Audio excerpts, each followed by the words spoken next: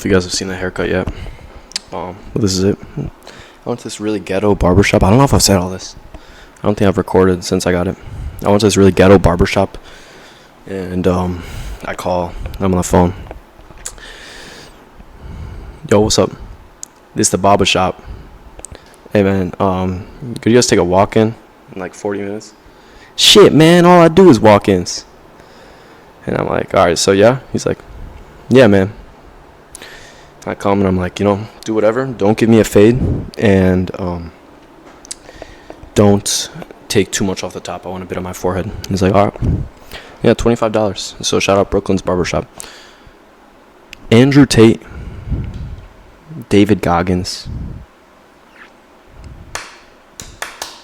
I don't know, Myron, all these kind of manosphere, alpha male YouTubers aren't going to save you. That's what I want to talk about, is being different. And I guess the reason that I say this is because everyone who watches them thinks that they're being different. Every dude has heard, I was talking to my friend about this. Probably 40 to 60% of dudes are thinking about escaping the rat race, bro. I'm going to escape the rat race. I'm going to end this cycle of debt, and, I'm different. And the thing is, these Andrew Tate clips where he talks about this have millions of views. A bus has 40 seats and a Lamborghini has 2. What's the reason for that? I just cooked chicken tenders, so I'm going to make this short while they cool. But listen, bro, here's the matter of fact, is that a lot of other people are thinking this. A lot of your peers watch David Goggins. A lot of guys your age. This is mostly talking about men. Women don't really consume this stuff. A lot of the guys your age are also watching these YouTubers, going to the gym and running and, going to work. And, hard work's important, don't get me wrong. But I just think a lot of people are fooled into thinking, I want to be Andrew Tate, I'm going to have 40 girls, and I want to be so rich in Romania. Fucking Romania. I'm going to do this and this. I just think it's so misleading. And I'm not one of these people that's the manosphere is so dangerous. I think it's probably saved more lives than it's hurt. I guess the thing is that I think that this stuff stagnates. That's the thing. Is that when you consume Andrew Tate or David Goggins for 6 months, I think your life, if you consume David Goggins footage for the next 6 months, I think your life would be significantly better. But you have to go further than that, and I don't think most people understand that. I think to most people this is kind of a phase and it fizzles out. Because how many people in the older generations were thinking similar things, listening to motivational tapes in their room late at night? And how many of them succeeded? And motivation isn't even a real concept, guys. I think I've mentioned this before. Motivation isn't real. It's an image that drives things. David Goggins might make me have a great lift that day. But David Goggins isn't long term. David Goggins doesn't get me through months, right? He gets me through a 30-minute exercise.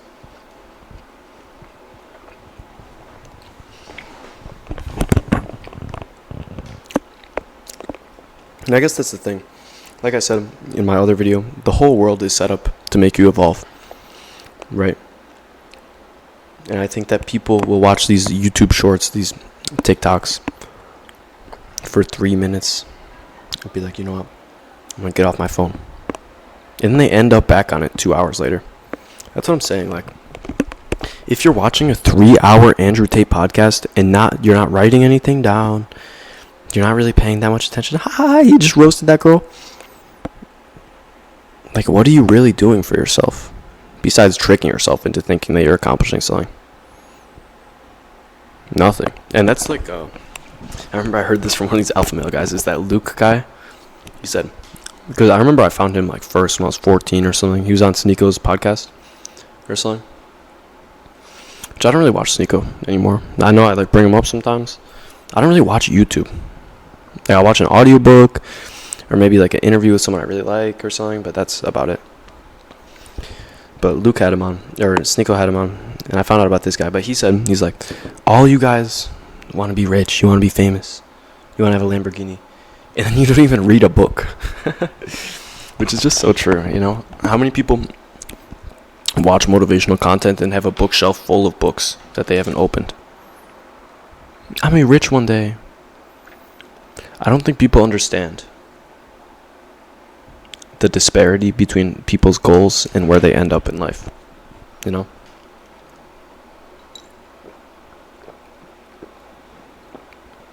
And, you know, I first came to understand this when I was 14. I remember I was talking with someone very close to me, and I said, why are all these old people so angry? You know, like, what is... It made me fear getting old, because I was like, look at them, they're miserable. And he said, it's like a mentor type character. He's like, that's because they failed at whatever they wanted to do. They hold regret. And I said, damn. Like, how many people are genuinely happy with their life when they're old? Very few. How many are fat asses? A lot. You know, there's nothing wrong with, like, being a little bit overweight. But when you're obese, that's really a physical representation of, like, mediocrity, you know, of being, like, whatever. You know, like, my wife will probably be kind of fat. You know, she has kids and stuff. That's fine. Maybe I'll be kind of chubby when I'm older. But I'll never be that obese. You know? And so, I guess what I wanted to say is, you should be considered crazy by most people. It's like, I posted that one video, name one genius that ain't crazy. That's how you know you're really different. Because Andrew Tate, if you were in a room with him, you'd be like, wow, he's very rich, but you wouldn't be like, he's crazy. You know? I think that's the thing that really drives some of these people to being, like, true geniuses. And yeah, I think everyone wants to be different. Very few people actually are. And I was thinking about this too. It's like, people want to be normal so bad. How many people do drugs because of, like, fear of missing out? You know, they just want to be normal. Just want to be accepted. It's the driving force behind the actions of, like, most people, you know, is normalcy. Why do you go work at this job? I don't know. It's just like, you know, I just thought I had to, and everyone else does it. And then you wonder why they're failures. And you might be thinking, like, well, what about autistic people? Autistic people don't conform. Yes, they do. Most autistic people you know have conformed significantly. Or, like, they try to, and it's like, it looks weird and stuff, but it's the ones that don't conform that really pop off. You know what I'm saying? It's the ones that never let go of their mentalities. And see, I feel like this is a bad idea, though, because this is like school shooter advice, you know?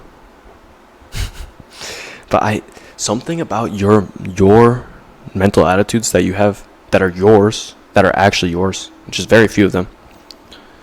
Something about those is so powerful. They take you so far. And it's only like these weird influenced forms of ideas that you have that are damaged. And an example of this is whenever I want romantic advice, I ask my friend that has no women, that has never had a girlfriend, that has never kissed a girl. Why would you ask him? He doesn't know. He knows way better than me. Because I've seen the nature of a woman. I know it much better than him. I understand how women act. And thus, I've compromised my views, you know? For example, a virgin thinks 3 bodies, that's so high. Like, you're letting anyone hit. Most people above the age of, like, 15, they're like 3 bodies. My friend is 20, you know? Which, that's terrible. That's, like, so much trauma. Like, you probably disintegrated your soul at that point. You know? But things get distorted as they get mixed into reality, and that's where the suffering comes from, to be honest.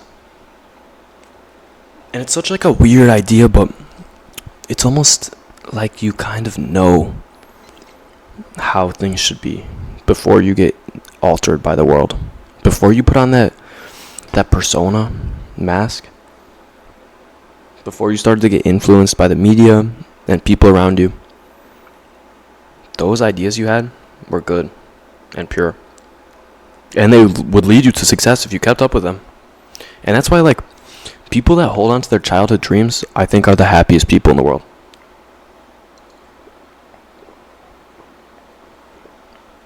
Because that dream speaks to their soul. That dream hits them on a way deeper level than anyone's dream that they formulated at 23. You know what I'm saying? If you dreamed of being a firefighter as a kid, and you become one, it's like, I don't know how to explain it. Your, like, pre-written personality traits, which are genetic,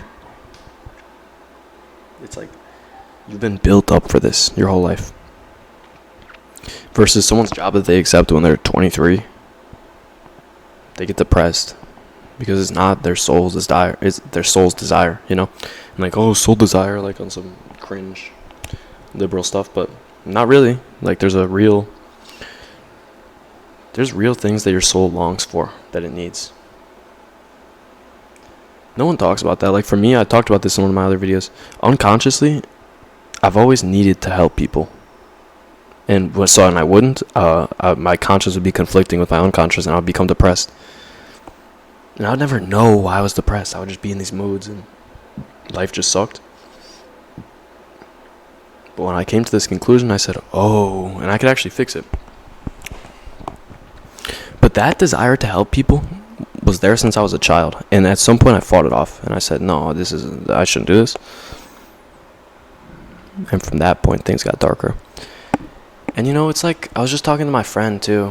We were talking about, like, people drinking and stuff. And I said, you know, what none of these people admit to you is that they used to be happy. And now they, like, smoke carts every day. And your friends are never... This is what I told them. I'm like, people lie to you all the time. Because you just asked me how I've been, and I said, not good. And no one has ever said that. And it's not like, oh, I'm not doing well, like, bro, please help me. It's like, no, like, the past few months have kind of sucked. This is what I told them, and this is true. This is why I haven't been uploading. The past few months have been terrible because I haven't been working. And I just started working and making money again, so I'm, like, very happy now. Like, very, very happy. Because, bro, I think I just have high need for cognition, to be honest. Like, I just need to boom, boom, boom, run it all the time. And when I'm not, like, life just sucks. Because I'm like, I need a task. And I give myself problems when I don't have anything to do. You know? I don't know if anyone relates to that. When there's there's nothing requiring high mental capacities, I just, like, it's not like I go and I made my room a mess because I'm bored and I'm going to clean it up like some fucking psychopath. But, like, I just bother myself way more. I'm way more anxious and depressed when I'm not working than when I'm working. And I'm not depressed or anxious anymore, but, like, I'm suffering way more. You know? But that's what I said. Is your friends that smoke carts, this is what happened. Something bad happens and they have a void within them, and then they get past the cart, and then they slowly do it more and more, and the void grows. But the thing is, they haven't paused and said, you know, I used to be happy. I used to be able to sleep. You know, I used to be able to enjoy myself when I'd hang out with my friends. Me and my friends used to sit outside after walking a mile to the candy store and just eat random candies and smile and laugh. And life was good. But they never think that. They just think, like, give me more cart rips. They just think, let me buy another cart. I saw this video on Instagram yesterday. It's this guy. Listen. No, this was like 3 days ago, actually. Listen, I was on the normal phone again for like 3 weeks because I was spring break. You know, I was at home and stuff. Now we're back on the flip phone. But a few days ago, before I went back on the flip phone, there's this video on Instagram. There's this guy, and he said, when you get home from work, make sure that you immediately take 1,000 cart rips. And don't think about accomplishing your dreams, and don't do anything productive, and just take 1,000 cart rips and forget about everything. And like, people are like, what the fuck, bro? Dude, you do that every night watching TV.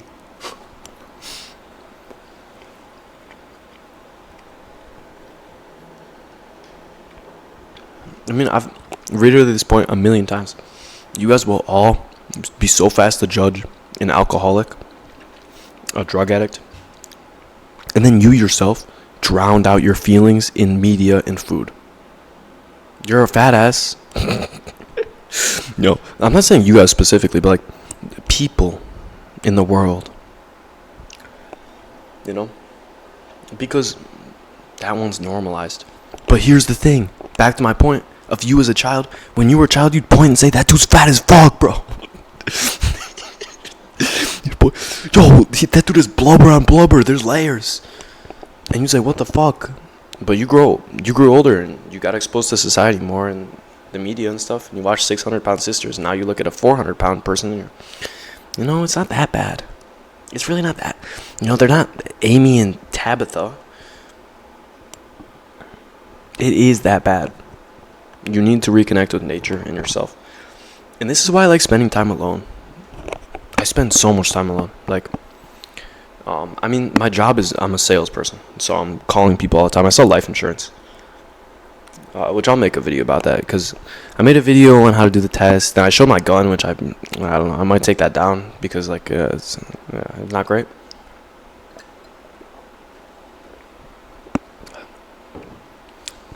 But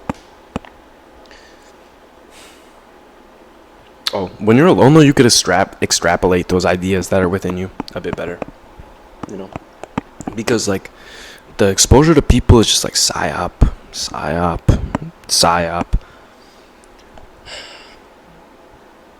And I just feel so strongly about these things because these concepts have led me down such a terrible path for years, And I try everything, and I couldn't figure it out for so long. And yeah, people should meet you and go, well, this guy's a little strange. You should be strange to these people. What do you care if they think you're strange anyways? Most of them just suck. Probably 99% of the people you meet just suck. Most of the people, and that's not me being pessimistic, that's just general. How often you meet someone and you go, yeah, this guy, he's real, he seems like he consciously thinks throughout his life, and he doesn't just do random shit just because. But most of the guys have a thing that you're just whatever, I guess. He just does this, Be around good people. And honestly, choosing loneliness over failing is the best choice I've ever made. Because the loneliness makes it feel so much better when I'm around people.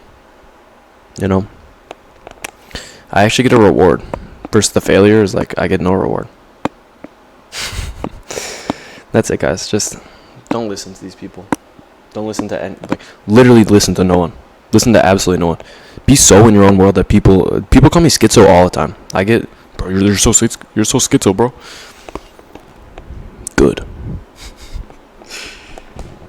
Yeah, but you should seem strange to people because look at their lives. Would you want that? Do you want it to be normal if that's what it is? No.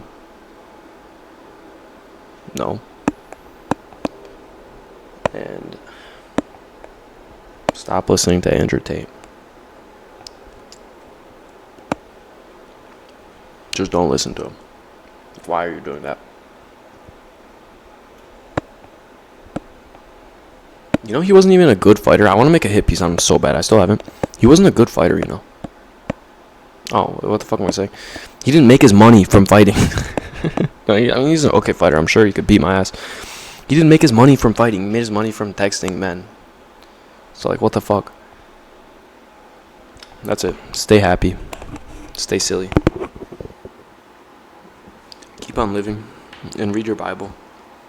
And think back to what you did at that point in life that you were happy. I'm ending this on 20 minutes exactly. God bless.